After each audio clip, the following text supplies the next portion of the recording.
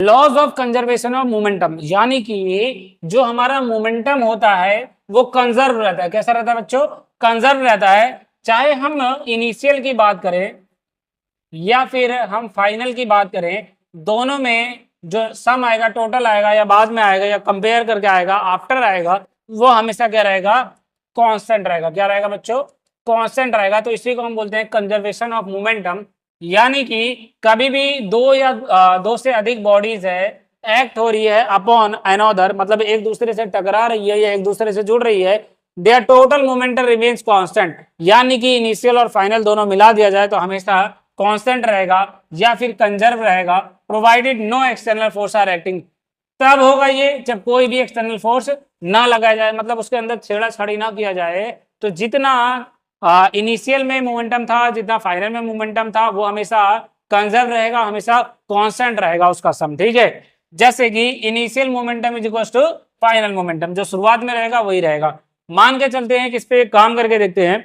एक कोई भी दो ऑब्जेक्ट ले लिया हमने, एक ऑब्जेक्ट लिया ये ब्लू वाला और एक ऑब्जेक्ट लिया ये येलो वाला, और हमने कहा उसका नाम रखा ए और बी। इसका नाम हो गया बच्चों ए, इसका नाम हो गया बी, और सभी का मास है, एक का मास m1 है और एक का मास m2 है।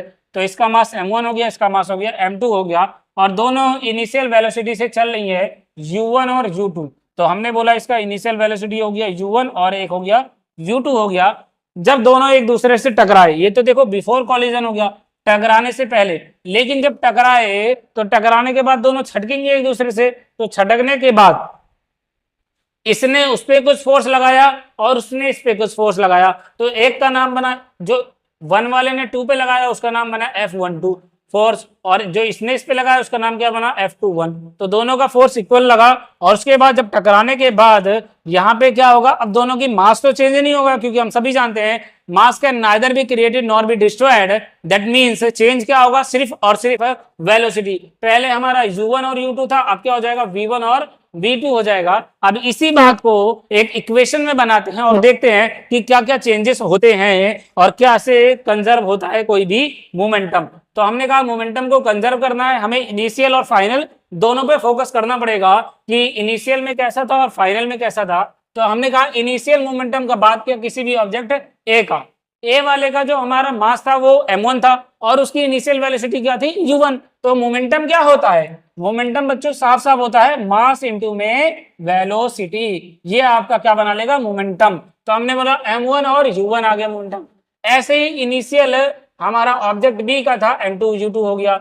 लेकिन जब फाइनली बात करा तो तुम सभी जानते हो कि जो u1 था वो चेंज हो गया v1 में, और जो u2 था वो चेंज हो गया v2 में। तो इनिशियल वेलोसिटी फाइनल वेलोसिटी में चेंज हो गई है। अब यहाँ पे भी चेंज होगा, लेकिन मास नो चेंज, मास कभी चेंज होता ही नहीं है।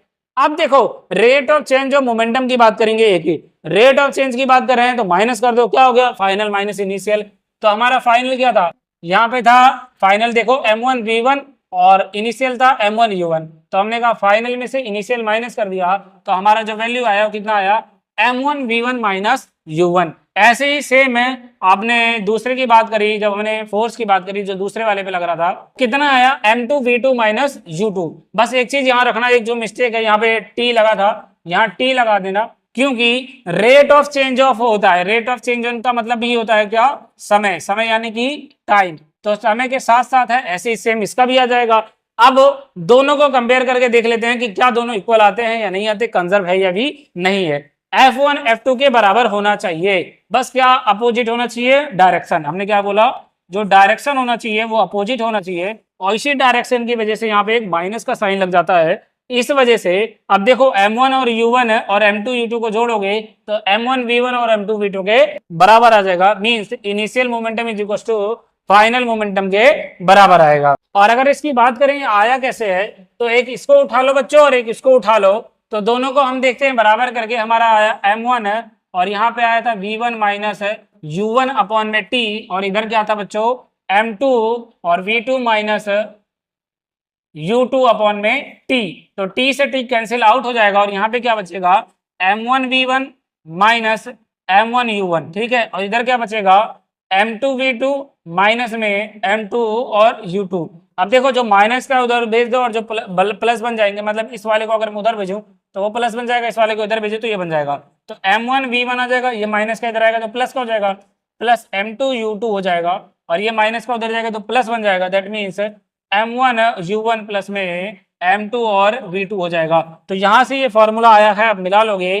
तो कहने का मतलब क्या था, जब भी आपके में ऐसा कोई क्वेश्चन आएगा कि कैसे चेंज हो रहा है मोमेंटम, पहले इतना था बाद में इतना था, आपको बस वैल्यू पुट कर देनी है, पहले के मास, दूसरे का मास, पहले की फाइनल वेलोसिटी और दूसरे की इनिशियल वेलोसिटी, सबको पुट करोगे, जिसकी वैल्यू नहीं होगी वो आपका डायरेक्ट आंसर आ जाएगा। तो जितने भी कॉलिजन वाले रहेंगे, जितने भी मोमेंटम वाले क्वेश्चन रहेंगे, सब में कंजर्वेशन ऑफ मोमेंटम का फॉर्मूला लगना है और इंपॉर्टेंट है, पेपर में आएगा भी, तो ध्यान से इसको कर लीजिएगा, ठीक है।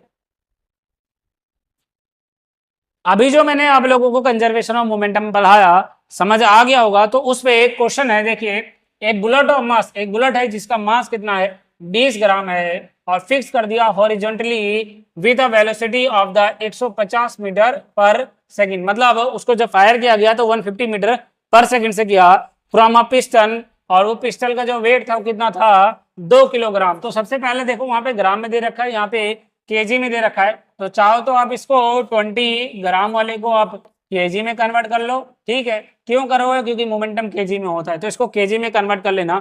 उसके बाद क्या है, from a piston final recoil velocity बतानी है किसी भी पिस्टल की, इस पिस्टल की जो फाइनल कितनी होगी। देखो मास जो है पिस्टल का, वो पहले वाले केस में कैसा रहेगा, इसका और इसका दोनों का बराबर रहेगा, दूसरे वाले में सिर्फ इसका रह जाएगा। आपको क्या करना है कि इस क्वेश्चन को कंजर्वेशन ऑफ मोमेंटम के जरिए लगाइए। किसके जरिए लगाइए, कंजर्वेशन ऑफ मोमेंटम के जरिए लगाइए।